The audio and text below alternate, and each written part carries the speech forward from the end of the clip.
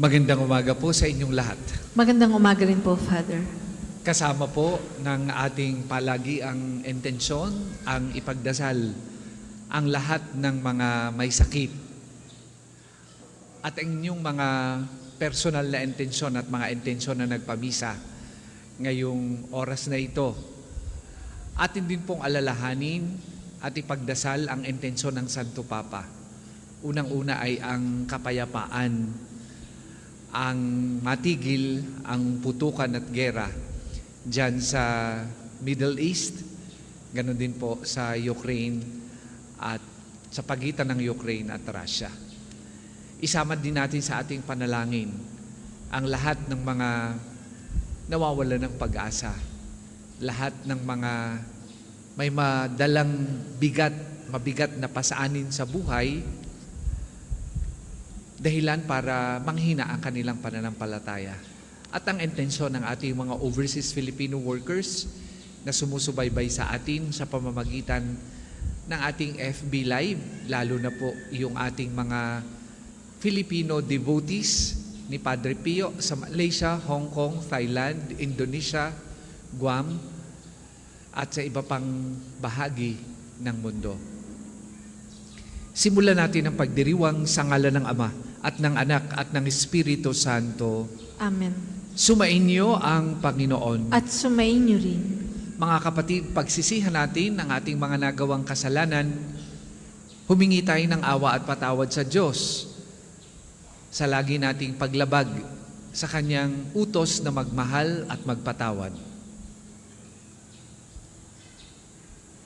Inaamin ko Sa makapangyarihang Diyos at sa inyo mga kapatid, na lubha akong nagkasala sa isip, sa salita at sa gawa at sa aking pagkukulang.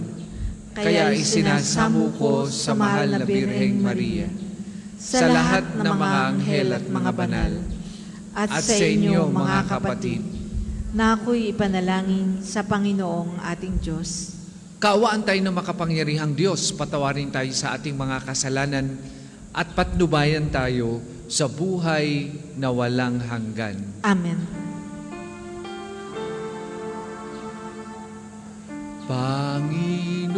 Panginoon, kaawaan mo kami.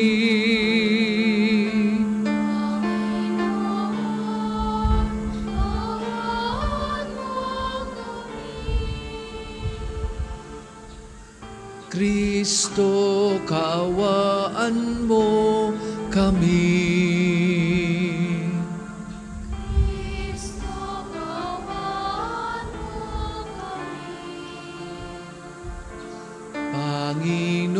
Panginoon, kaawaan mo kami.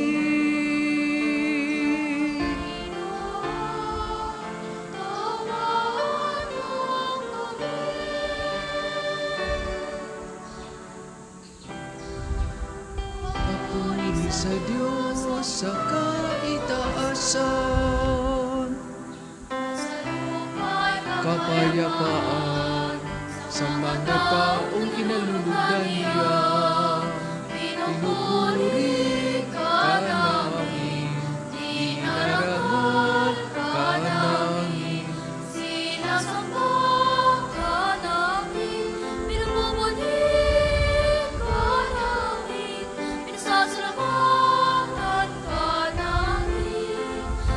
Dahil sa dakila mo ang iyong kapurihan, Panginoon Diyos, Hari ng langit, Diyos amang makapangyarihan sa malahat.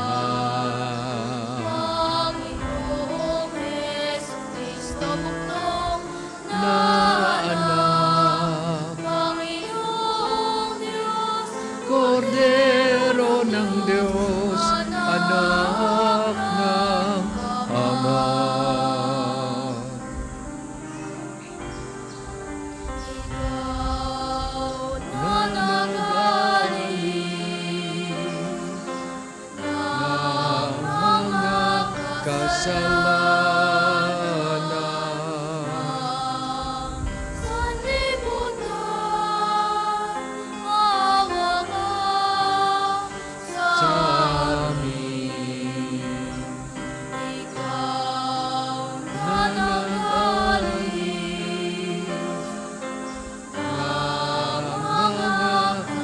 Sa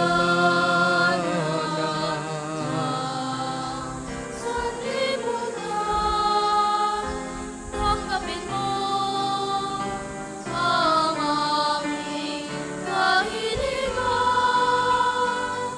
Ikaw na naluluklong sa kanan ng Ama. Maawa ka sa amin. Maawa ka sa amin. Sapagkat ikaw lamang ang banal, ikaw lamang ang Panginoon, ikaw lamang, O Jesucristo, ang kataas-taasan, kasama ng Espiritu Santo. Sa dakilaan ng Diyos Ama.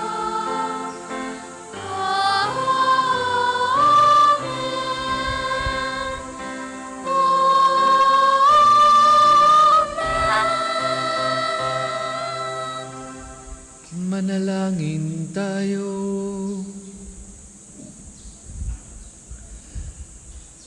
Ama naming makapangyarihan, gawin mong kami ay magkaroon ng banal na kagalakan at makapagdiwang ng may utang na loob, sapagkat ang iyong anak na aming manunubos ay siyang tagapaghanda ng aming pananahanan, ng kanyang pinanggalingan upang kami panguluhan at kanyang tinunguhan upang maging pag-asa kailanman ng sambayan niyang kanya ring katawan bilang tagapamagitan kasama ng Espiritu Santo magpasawalang hanggan.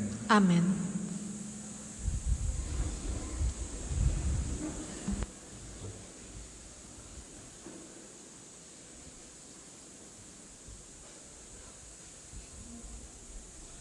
Pagbasa mula sa mga gawa ng mga apostol. Mahal na Teofilo, isinalaysay ko sa aking unang aklat ang lahat ng ginawa at itinuro ni Jesus buhat sa panimula hanggang sa araw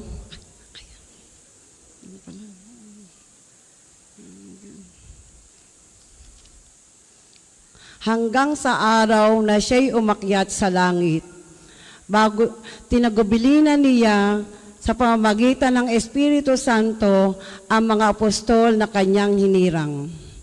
Pagkatapos ng kanyang pagbabata, maraming ulit siyang napakita sa kanila. Sa ganoon, napatunayang siya'y buhay. Napakita siya sa kanila sa loob ng 40 araw at nagturo tungkol sa paghahari ng Diyos. At samantalang siya'y kasama-sama pa nila, kanyang tinagubilinan sila, huwag muna kayang aalis sa Jerusalem. Hintayin ninyo roon ang ipinangako ng Ama sa sinabi ko sa inyo. Nagbinyag nga sa tubig si Juan, ngunit di na magtatagal at bibinyagan kayo sa Espiritu Santo. Kaya't nang magkasama-sama si Jesus at ang mga alagad, nagtanong ang mga ito, Panginoon, itatatag ba ninyong muli ang kaharian ng langit? Sumagot siya, ang mga panahon at sandali ay itinakda ng Ama sa kanyang sariling kapangyarihan. At hindi na kailangan pang malaman ninyo kung kailan iyon. Ngunit bibigyan kayo ng kapangyarihan pagbabasa inyo ng Espiritu Santo at kayo'y magiging mga saksi ko sa Jerusalem, sa buong Judea at Samaria, at hanggang sa dulo ng daigdig. Pagkasabi nito, siya'y iniakyat sa langit, samantalang nakatingin sila sa kanya at natakpan siya ng ulap. Habang sila'y nakatitig sa langit, 2 lalaki na kaputi ang biglang tumayo sa tabi nila. Mga taga-Galilea, sabi nila, bakit kayo narito at nakatingala? Sa langit, Itong si Jesus na umakyat sa langit ay magbabalik tulad ng nakita ninyong pag-akyat niya. Ang salita ng Diyos. Salamat sa Diyos.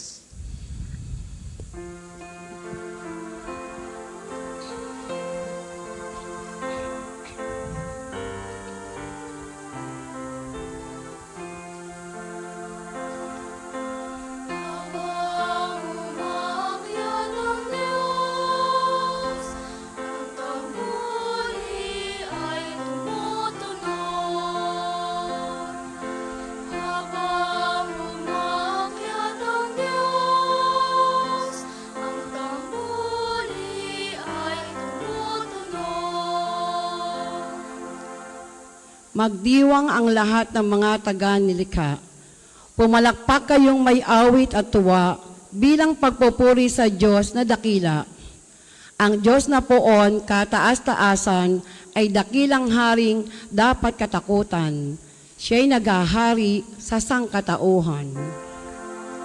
Habang umakyat ang Diyos, ang tamburi ay tumutunog. Umakyat sa trono ang Panginoon Diyos, hatid ng tambuling malakas ang tunog. Masayang sigawan ang pinansuob, purihin ang Diyos, siya'y awitan, awitan ng hari, siya'y papurihan. Habang umakyat ang Diyos, ang tamburi ay tumutunog. Ang Diyos siyang hari ng lahat ng bansa, awit at purihan ng mga nilikha. Maghahari siya sa lahat ng bansa, magmula sa tronong banal at dakila. Habang umakyat ang Diyos, ang tamburi ay tumutunog.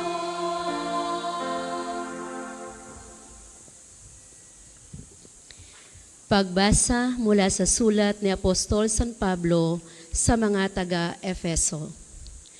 Mga kapatid, hinihiling ko sa Diyos na ating Panginoong Heso Kristo, ang dakilang Ama, na pagkaloboan niya kayo ng espiritu ng karunungan at ng tunay na pagkakilala sa Kanya. Naway, liwanagan ng Diyos ang inyong mga isip upang malaman ninyo ang ating inaasahan sa Kanyang pagkatawag sa atin. Ito'y ang kaluwalhatiang inilaan niya sa Kanyang mga hinirang at ang walang hanggang kapangyarihan niya sa atin na mga nananalig sa Kanya. Ang kapangyarihang ding iyon ang muling bumuhay kay Kristo at nagluklok sa Kanya sa kalangitan, sa kanan ng Diyos. Kaya't nasa ilalim ng kapangyarihan ni Kristo ang lahat ng paghahari, kapamahalaan, kapangyarihan at pamunuan. Higit ang Kanyang pangalan kaysa lahat ng pangalan, hindi lamang sa panahong ito, kundi pati sa darating. Ipinailalim ng Diyos sa kapangyarihan ni Kristo ang lahat ng bagay at Siya ang ginawang ulo ng simbahan. Ito ang katawan ni Kristo, ang kapuspusan niya na pumuspuspos sa lahat-lahat. Ang salita ng Diyos. Salamat sa Diyos. Ang lahat po ay magsitayo. Alleluia, alleluia, alleluia, alleluia, alleluia,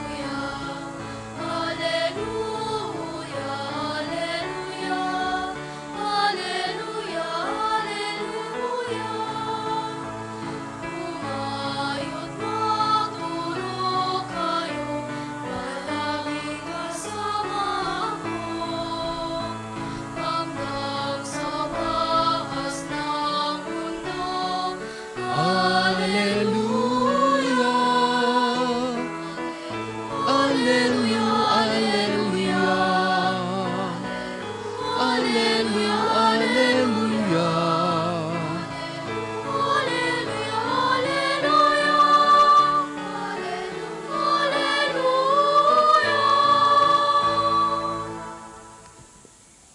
Sumainyo ang Panginoon. At sumainyo rin. Ang wakas ng mabuting balita ng Panginoon ayon kay San Mateo. Papuri sa iyo, Panginoon. Nung panahong yon, ang 11 alagad ay nagpunta sa Galilea, sa bundok na itinuro sa kanila ni Jesus. Nang makita nila si Jesus, siya'y sinamba nila bagamat may ilang nag-aalinlangan. Lumapit si Jesus at sinabi sa kanila, "Ibinigay na sa akin ang lahat ng kapangyarihan sa langit at lupa. Kaya humayo kayo at gawin ninyong alagad ko ang lahat ng bansa. Binyagan ninyo sila sa ngalan ng Ama at ng Anak at ng Espiritu Santo at turuang sumunod sa lahat ng ipinag-utos ko sa inyo. Tandaan ninyo, ako'y laging kasama ninyo hanggang sa katapusan ng sanlibutan." Mga kapatid, ang mabuting balita ng Panginoon. Pinupuri ka namin, Panginoong Hesukristo.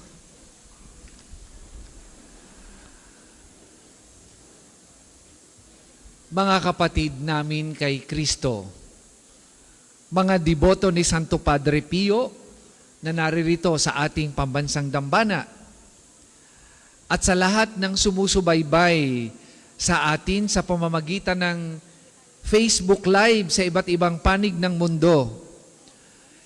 Magandang buhay at magandang umaga po sa inyong lahat. Ngayong linggo, ipinagdiriwang natin ang dakilang kapistahan ng pag-akyat sa langit ng Panginoon or Solemnity of the Ascension na itinalaga din ng simbahan bilang World Communication Sunday. Magkaiba ang pangalan, ngunit iisa ang patutunguhan, ang misyon ng pagpapahayag. Sa ating unang pagbasa mula sa aklat ng mga gawa, matapos ihatid si Jesus sa ulap, ang mga alagad ay naiwang nakatitig sa langit o nakatilngala sa langit. Marahil may lungkot, marahil may takot, at may pagkabahala, at marahil meron ding pangungulila. Di ba sabi sa isang kanta, "The problem with hello is goodbye." Kung kailan nakilala na ng maigi at napalapit ang mga apostol sa ating Panginoong Jesus, saka naman siya nagpaalam. Ngunit tinapik sila ng 2 lalaking nakaputi. "Mga lalaking taga Galilea, bakit kayo nakatitig sa langit?" Ito ang pahayag sa unang pagbasa. Mga kapatid, ang pag-akyat ni Jesus sa langit ay hindi nangangahulugan ng kanyang pag-iwan sa mga alagad at sa atin upang maging abala sa sarili nating mundo. It is actually a passing on of responsibility. Ito ay paglilipat ng pananagutan at tungkulin na maipahayag ang mabuting balita ng kaligtasan. Sabi ni Jesus, "Tanggapin ninyo ang kapangyarihan, pagbaba sa inyo ng Espiritu Santo, at kayo'y magiging mga saksi ko." Ngunit tanungin natin ang ating sarili ngayon, lalo na sa ating bansa, sa Pilipinas na itinuturing na social media capital of the world. Anong uri ba tayo ng mga saksi ng ating Panginoong Jesus ngayon? Sa halip na maging saksi ng pag-ibig, kapayapaan at pagkakaisa, tingnan natin ang ating mga screen. Ano ang inyong napapansin sa pagbukas ng inyong Facebook, TikTok, o di kay Twitter? Ano ang inyong nakikita? Una, pagbaha ng fake news na sinadyang gawin para manira ng reputasyon ng ibang tao. Mga bashers na nagpapakalat ng hatred at threats sa bawat comment section. Ngayon, mag-comment ka laban sa mga hindi mo pinaniniwala ang paninindigan at mamaya may banta na sa iyong buhay. Yan ang kumakalat ngayon sa social media. Mga kasinungalingan na binalot sa magandang packaging upang pag-away-awayin tayong mga Pilipino. Mga kapatid, ang bawat pag-click natin ng share sa isang fake news o sa isang hindi totoong balita, ang bawat pag-type natin ng mapanirang komento para masira ang reputasyon ng ibang tao, ay muling nagpapapako kay Kristo sa krus ng kasinungalingan. Sa ikalawang pagbasa, ipinaalala sa atin ni San Pablo sa mga taga-Efeso na si Kristo ay iniluklok ng Diyos sa kanyang kanan sa kalangitan. Mataas sa bawat pamahalaan, kapangyarihan at pamunuan. Siya ang ulo at ang simbahan ang kanyang katawan. At kung si Kristo ang ating ulo at tayo ang kanyang katawan, ibig sabihin ng ating mga kamay ang dapat magtayo ng kapayapaan at ang ating mga bibig at keyboard ang dapat magpahayag ng katotohanan. Paano naging katawan ni Kristo ang isang Kristiyanong nagpapakalat ng tsismis at paninira? Paano natin masasabing pinatatakbo ni Kristo ang ating bahay kung ang algorithm ng ating puso ay puno ng puot, galit, inggit, at pagkakabahabahagi? Lagi nating naalaala ang turo ng ating patron na si Santo Padre Pio.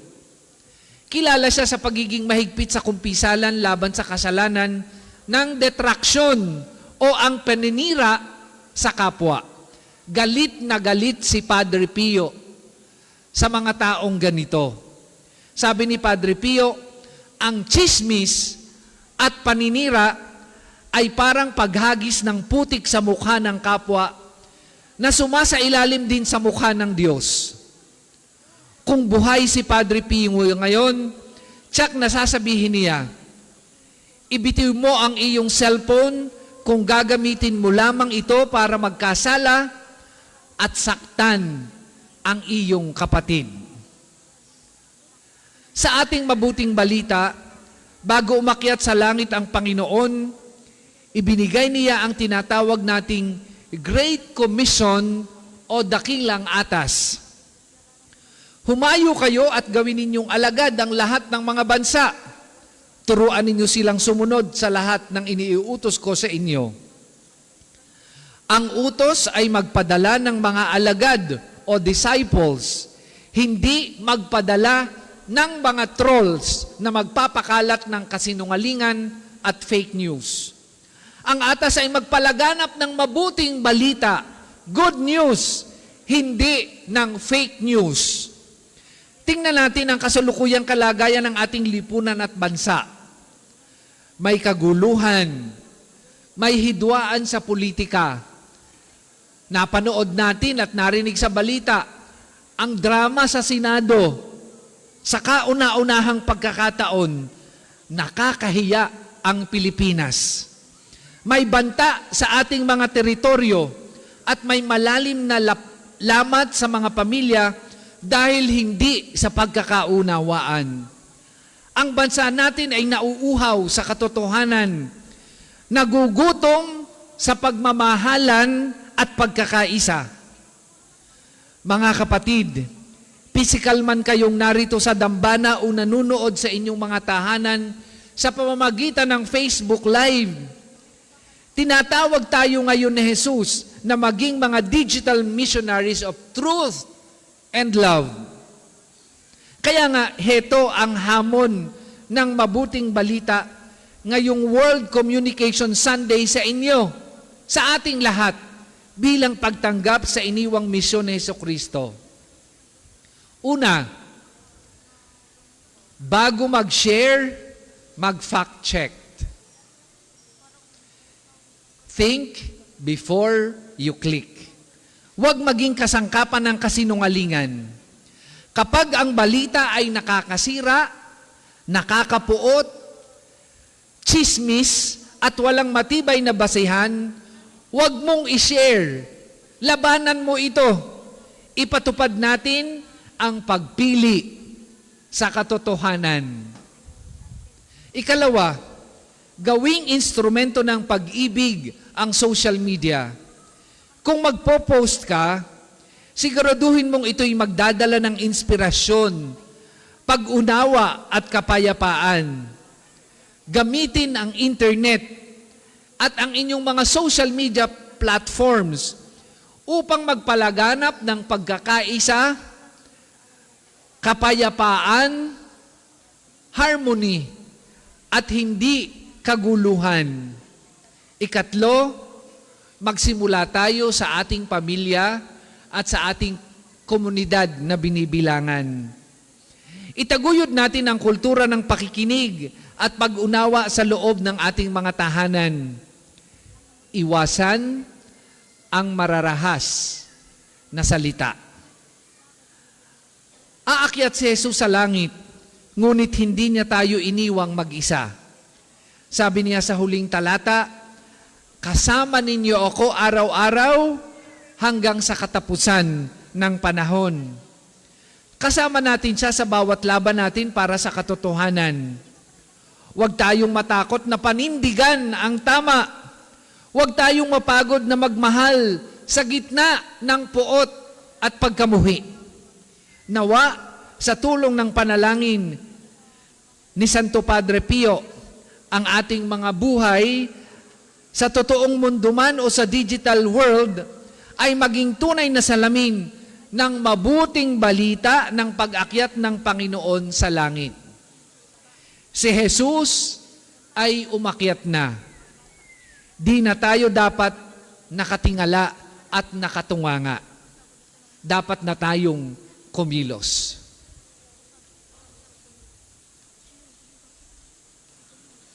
Tayo pong lahat ay magsitayo. Sumasampalataya ako Sa Diyos amang makapangyarihan sa lahat, na may gawa ng langit at lupa.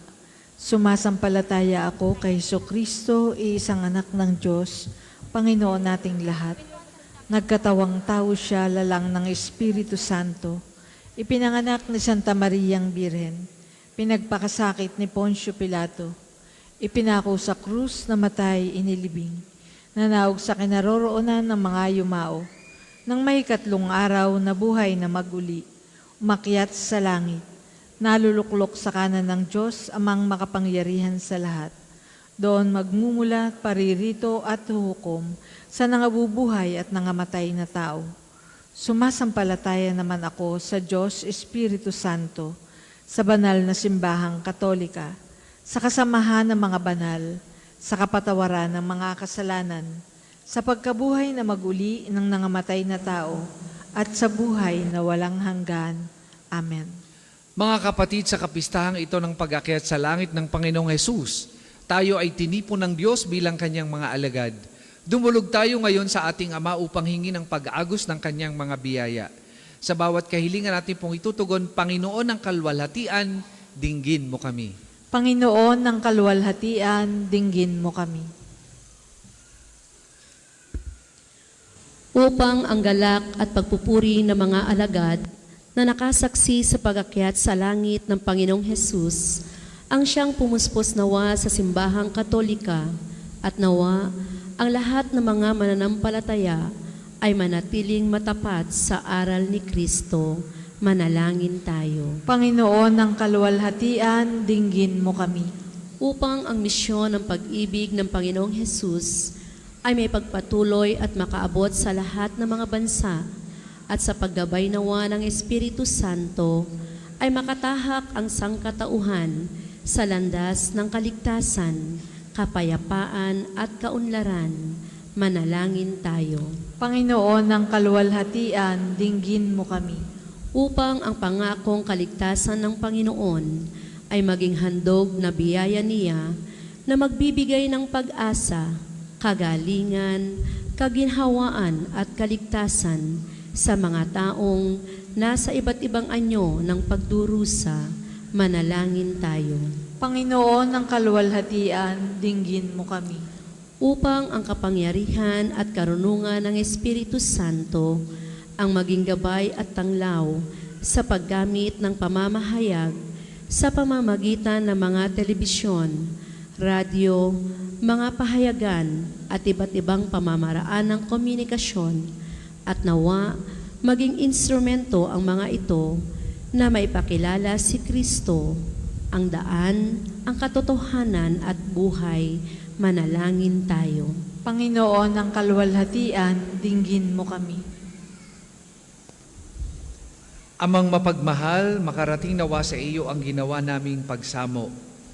Ipagkaloob mo nawa ang mga biyaya na maghahatid sa amin sa iyong kaharian sa pamamagitan ng Jesucristong nabubuhay at naghaharing kasama mo at ng Espiritu Santo magpasawalang hanggan. Amen. Para po sa mga maghahandog ng sobre, pakihulog na lamang po sa buslo.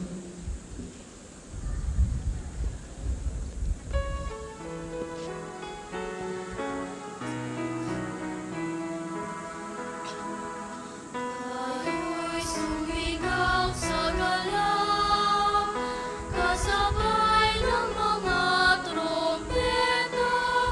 Ipaguli natin ang Panginoong umakyat sa kalalagitan.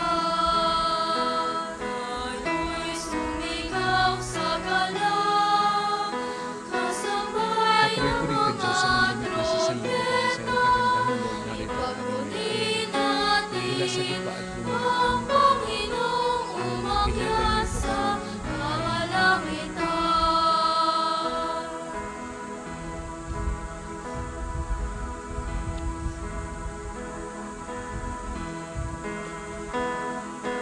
Tayo'y sumigaw sa galaw, kasabay ng mga trompeta. Ipaguli natin Kapuri-puri ka, Diyos, sa mga lumikha sa salita sa iyong kagandahan, Lord, umakyat sa kalangitan. Anak na ito para magiging nagbibigay ng Diyos.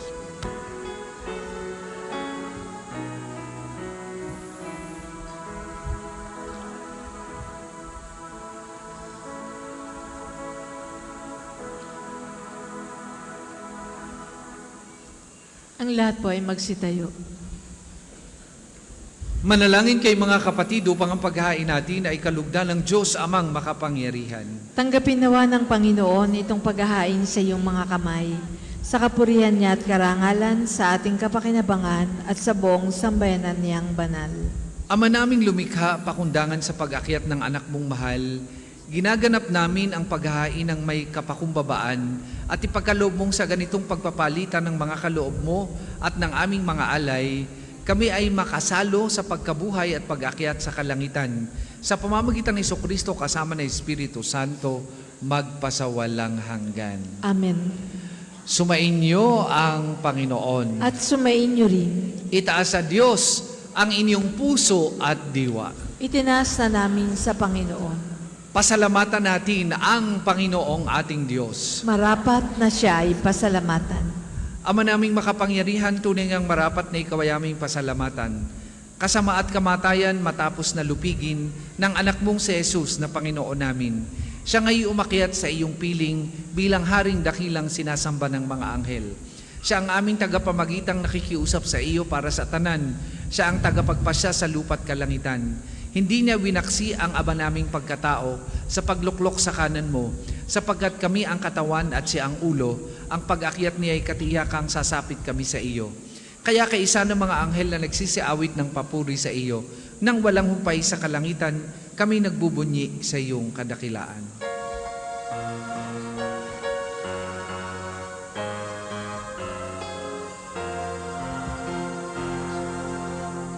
Santo, Santo, Santo, Panginoong Diyos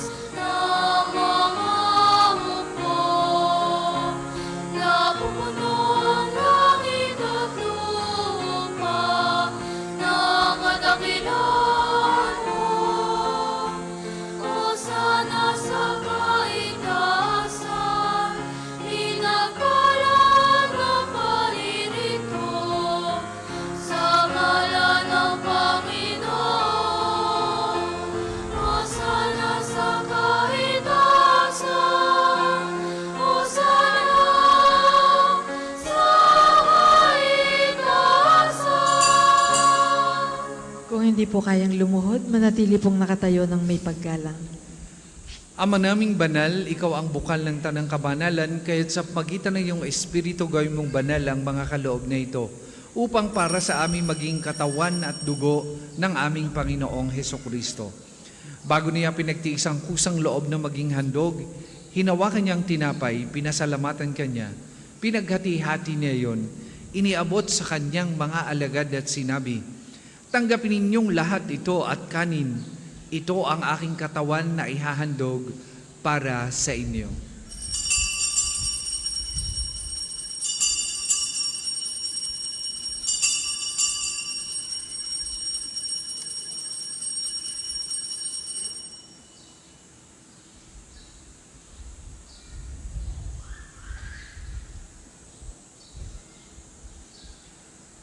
Gayun din naman nung matapos ang hapunan, hinawakan niya ang kalis, muli kanyang pinasalamatan.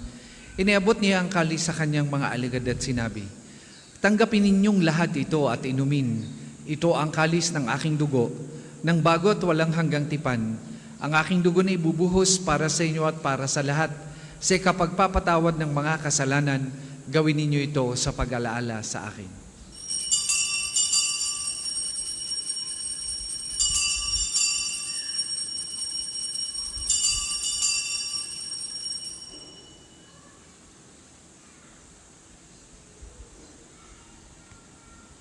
Ipagbunyi natin ang misteryo ng pananampalataya. Sa krus mo at pagkabuhay, kami lubos mong tunay. Pong Jesus, aming mahal, iligtas mo kaming banal. Ngayon at magpakailanman, ngayon at magpakailanman. Ama, ginagawa namin ngayon ang pag-alaala sa pagkamatay at muling pagkabuhay ng iyong anak. Kaya tiniaalay namin sa iyo ang tinapay na nagbibigay buhay at ang kalis na nagkakaloob ng kaligtasan. Kami nagpapasalamat dahil kami iyong minarapat na tumayo sa harap mo para maglingkod sa iyo. Sinasamo namin kami magsasalo-salo sa katawan at dugo ni Kristo ay mabuklod sa pagkakaisa sa pamamagitan ng Espiritu Santo. Ama, lingapin mo yung simbahang laganap sa buong daigdig. Puspusin mo kami sa pag-ibig, kaisa ni Leon na aming Papa at ni Gilbert na aming Obispo at ng Tanang Kaparian. Alalahanin mo rin ang mga kapatid naming nahimlay nang may pag-aasang sila'y muling mabubuhay, gayon din ang lahat ng mga pumanaw. Kaawaan mo sila at patuloyin sa iyong kaliwanagan. Kaawaan mo at pagindapating kaming lahat na makasalo sa iyong buhay na walang wakas. Kaisa ng mahal na Birheng Maria na Ina ng Diyos, ni San Jose na kanyang kalinis-linis ang esposo, kaisa ng mga apostol at ng lahat ng mga banal na namuhay dito sa daigdig ng kalugod-lugod sa iyo. May pagdiwang nawa namin ang pagpupuri sa ikararangal mo sa pamagitan ng iyong anak na aming Panginoong Hesukristo. Sa pamamagitan ni Kristo kasama niya at sa Kanya, ang lahat ng parangal at papuri ay sa iyo, Diyos amang makapangyarihan, kasama ng Espiritu Santo, magpasawalang hanggan. Amen, amen, amen.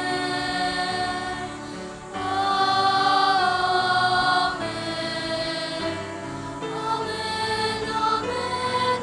amen, amen. Sa tagubili ng mga nakagagaling na utos at turo ni Jesus na Panginoon natin at Diyos, ipahayag po natin ng lakas loob.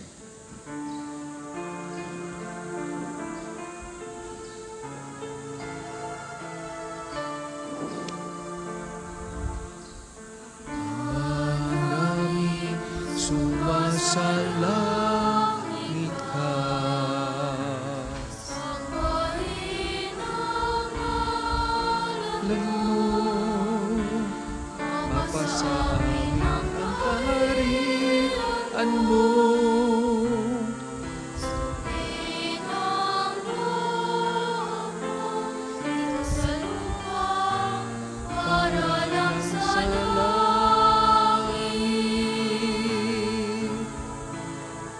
Bigyan mo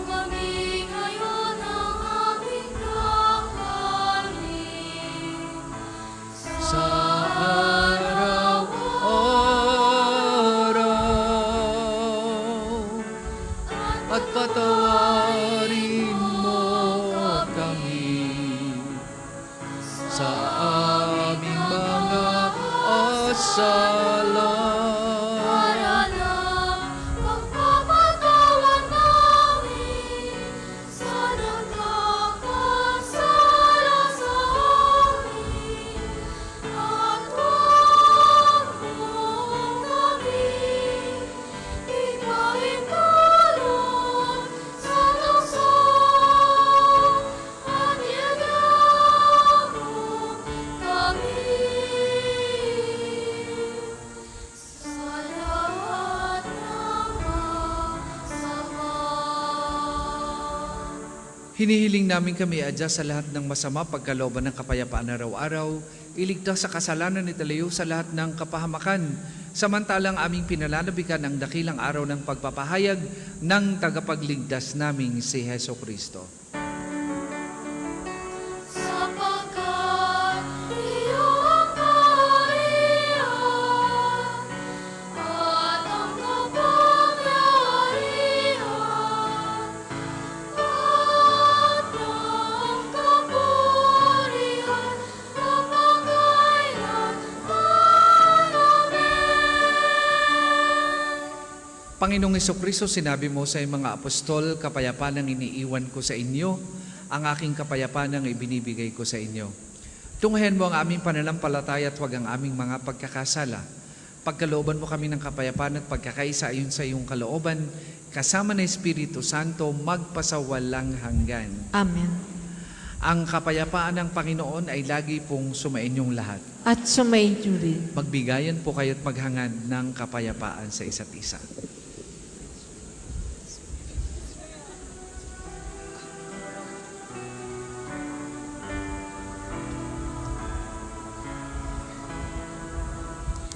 Kordero ng Diyos na nag-aalis ng mga kasalanan na sanlibutan,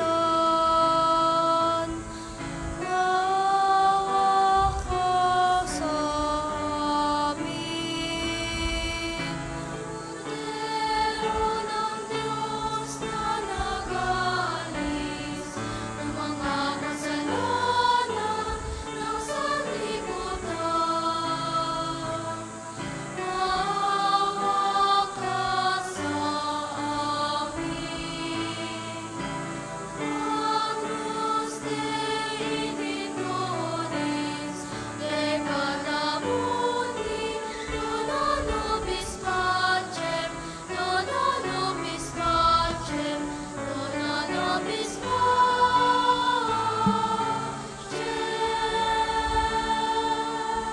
Kung hindi po kayang lumuhod, manatili pong nakatayo ng may paggalang.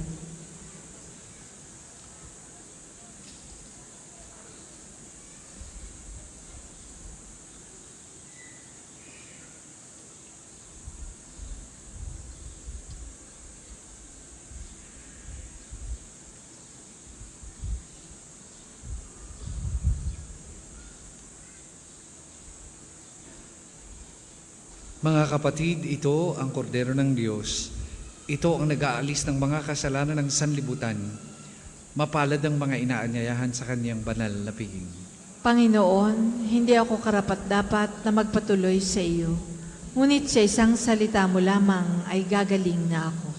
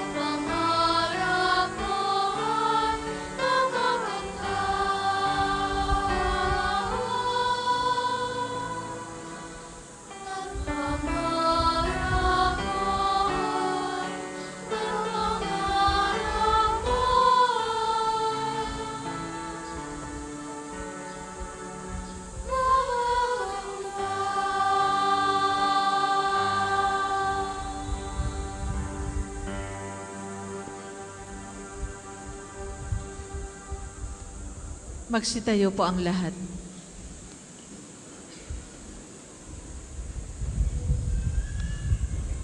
Manalangin tayo. Ama naming mapagmahal, pinagkakalooban mo kami ng pagkakataon na akuin sa lupa ang ginagawa mo at nilalayon. Gawin mong ang loobin namin ay matuon sa iyong pinagluluklukan sa anak mo ngayon, upang kaparis naming tao sa piling mo, siya'y mamagitan kasama ng Espiritu Santo, magpasawalang hanggan. Amen.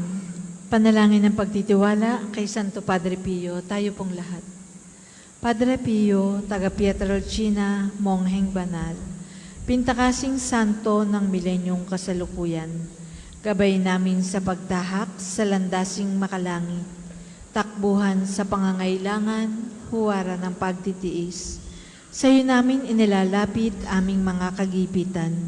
Sa iyo po ibinibilin kalusugan at kabuhayan.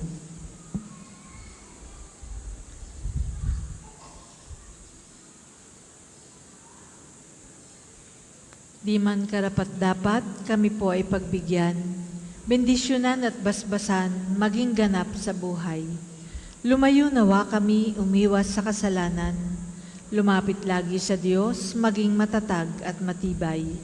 Sa mabuting balita ng pagliligtas, turuan mo kami nawa, sa tuwin na ay makinig, magnilay at sumampalataya. Amin pong pakiusap itong mga kahilingan. Puso ay nagsisisi, nagtitikang taimtiman. Di na muling magkasala, sunod lagi sa Diyos Amang, kaysa ng Espiritu at ni Jesus na tagapamagitan. Amen. Magsiupo muna po ang lahat para sa ilang patalastas. Una, sa inyong pagdalaw sa pambansang dambana, mangyaring pakaingatan ng inyong mga personal na gamit. Hangad namin na isang matiwasay at maayos na pagbisita sa National Shrine.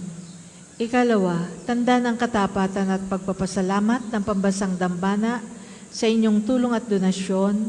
Makikita niyo po sa ating screen ang total collections na nagdaang linggo. Salamat po sa inyong kagandahang loob. Ikatlo, nais po naming pagbigay alam sa inyo na ang Padre Pio Healing Bundle ay available sa ating mga tindahan. Ang langis na kasama nito ay may halo ng langis na mula sa puno ng olibo na binasbasan ni Padre Pio nung siya'y nabubuhay pa. Naway maging daan ang ating healing bundle sa pagkakamit ng kagalingang mula sa Diyos. Ikaapat, inaanyayahan po ang lahat ng nagnanais maging kasapi ng Konfradiya ni Santo Padre Pio, isang samahan na nangunguna sa pagdarasal at debosyon sa Kanya. Kayo po ay makipag-ugnayan lamang sa ating opisina para sa pagpapalista at mga detalye. Ikalima, sa darating na May 23 ay araw ng pagpapagaling ng Panginoon sa pamamagitan ni Padre Pio.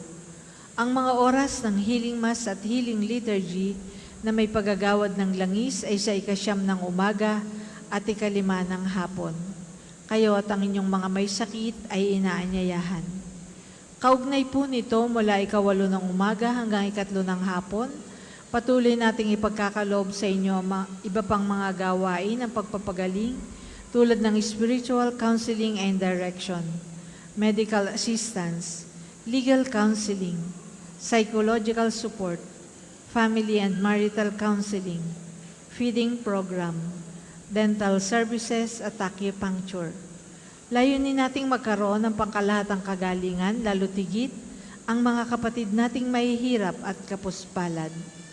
Ngayong buwan ng Mayo, ipagkakaloob sa atin ng Episcopal Commission on Healthcare ng CBCP at ng Department of Health ang programang Simba Kalusugan.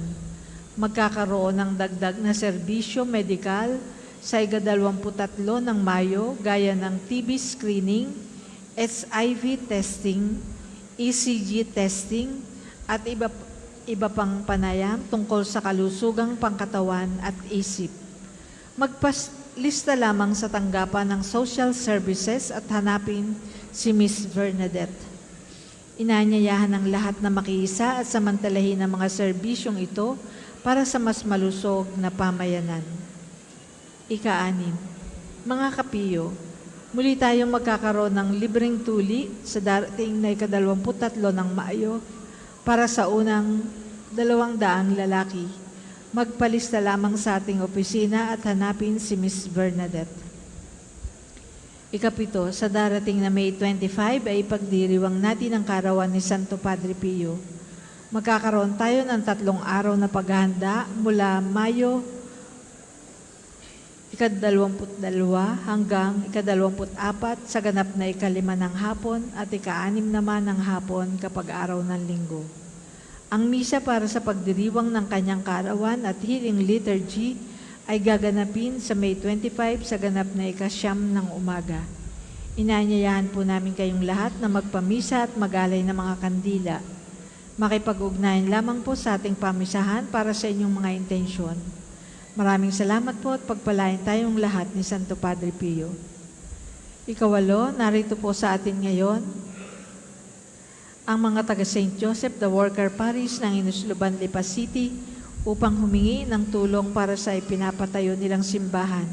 Sila po ay nasa bandang likuran at ang mga sobra ay pinamimigay nila para sa inyong tulong at donasyon. Nawa po'y maging biyaya tayo para sa kanilang simbahan. Atin po silang suportahan. Makinig po kayo sa aking i-announce at napakahalaga po nito. Noon pong linggo, may lumapit sa aming isang matandang lalaki, siguro mga 70 to 75 years old. Humihingi ng tulong dahil hinaklit po ang kanyang kwintas habang lumalabas dyan sa Divine Mercy, dyan po sa area na yan. Nung nagkukumpulan na ang mga tao, kitang-kita po sa CCTV, may 3 babae at 2 lalaki na ginipit ang matanda.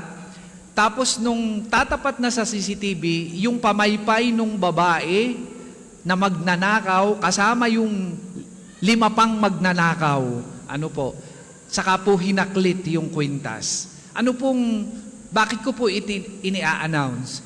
Maaaring ilan sa mga katabi ninyo ay hindi ang pure ang intention kaya naririto sa Padre Pio. Kaya sila naririto ay para samantalahin, lalo na yung mga senior citizens. Kaya po, maging mapagmatsyag kayo at maging maingat. Sinasamantala po nila ang pagkakataon habang kayo ay nagsisiksikang palabas para po makapagnakaw ng inyong gamit. Iingatan po ninyo ang inyong mga gamit, personal na gamit. Kung kayo ay may mga kwintas na mamahalin, ginto, at may mga diamonds pa, huwag nyo nang dalhin o huwag nyo nang isuot papunta rito sa pagsamba. Hindi naman kailangan ng Diyos yan, hindi nakalulugod sa Panginoon yan. Ang nakalulugod sa Panginoon ay ang inyong malaking puso sa pagtulong at pagmamahal sa kapwa. Ikatlo, kayo po ay maging mapagmatsyag at maging maingat. Nai-report na po namin sa pulis ang mga ito. Kitang-kita po yung mukha ng mga magnanakaw na ito sa CCTV. Sa tingin po namin, sila ay mga sindikato na pumupunta rito sa Padre Pio para samantalahin ang maraming taong pumupunta rito. Kaya kayo po ay mag-iingat. Kaugnay po nito, sa aming mga religious store, ang dami rin pong nawawalang mga religious items, katulad ng mga miracle robes. Mahigit pong 30. Noon lang, panahon na yun. Ibig sabihin, kasama ng pagnanakaw sa mga pwede nilang pagsamantalahan, ninanakawan din yung aming mga tindahan. Ang mga ito ay walang layunin na sumamba sa Panginoon.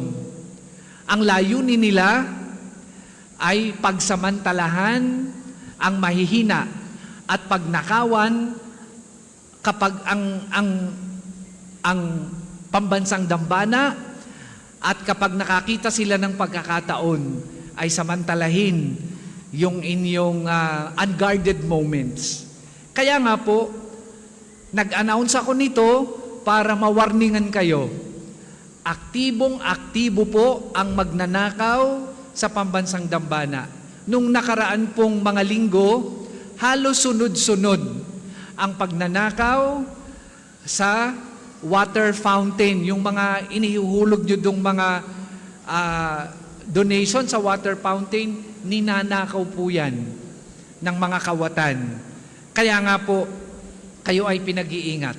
Na-report na namin po ito sa pulis, na alert na namin ang aming mga security guard, pero at the end of the day, nasa inyo pa rin pong pag-iingat ng inyong mga gamit at ng inyong mga personal belongings, ang kaayusan. Ano po? At sana po ay huwag kayong maging biktima ng mga kawatan na ito. Sila po ay mga nakabihis pangsamba. Hindi nyo aakalain na magnanakaw. Ginigit-git nila,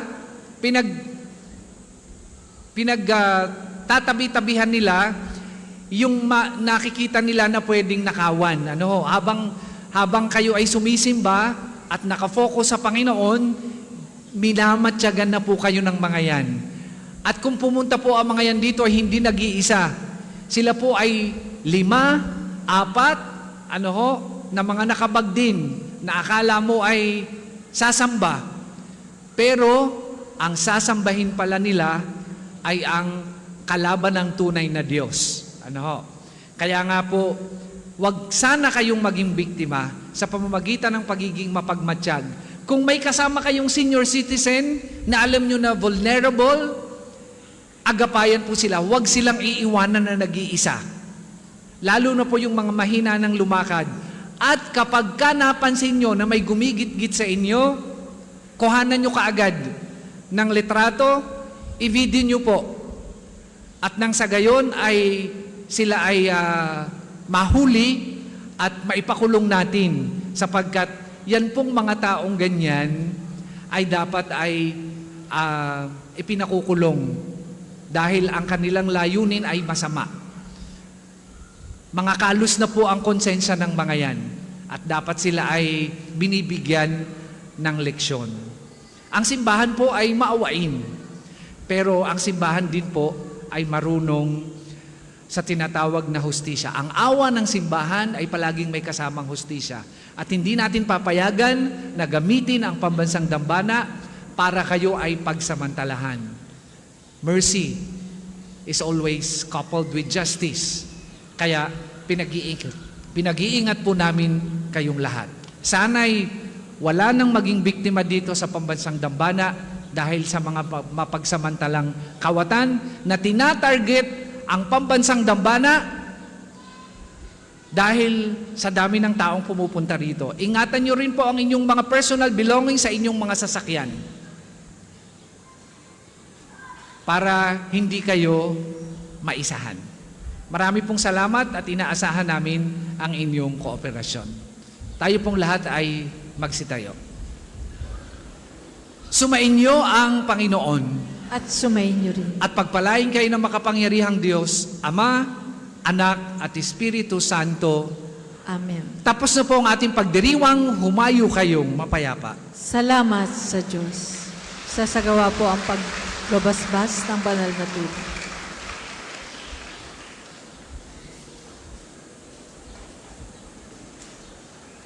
Ama namin, sumasalangit ka, sambahin ang ngalan mo. Mapasa amin ang kaharian mo. Sundin ang loob mo dito sa lupa para nang sa langit. Bigyan mo kami ngayon ng aming kakanin sa araw-araw at patawarin mo kami sa aming mga sala para nang pagpapatawad namin sa nagkakasala sa amin. At huwag mo kaming ipahintulot sa tukso at iadya mo kami sa lahat ng masama. Amen. Aba, Ginoong Maria, napupuno ka ng grasya. Ang Panginoong Diyos ay sumasa iyo. Bukod kang pinagpala sa babaeng lahat, at pinagpala naman ang iyong anak na si Jesus. Santa Maria, Ina ng Diyos, ipanalangin mo kaming makasalanan, ngayon at kung kami mamamatay. Amen. Luwalhati sa Ama at sa Anak at sa Espiritu Santo, kapara noong una, ngayon at magpasawalang hanggan. Amen. Luwalhati sa Ama at sa Anak at sa Espiritu Santo, kapara noong una, ngayon at magpa sa walang hanggan. Amen. Luwalhati sa Ama at sa Anak at sa Espiritu Santo, kapara noong una, ngayon, at magpa sa walang hanggan. Amen.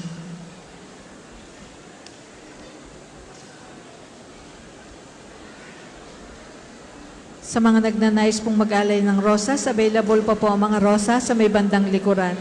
Ang puting rosas ay simbolo ng pasasalamat at ang pulang rosas naman ay simbolo ng ating mga kahilingan sa Diyos sa pamamagitan ng pananalangin kay Santo Padre Pio. Maraming salamat po. Ang susunod pong misa ay sa ganap na 9 ng umaga.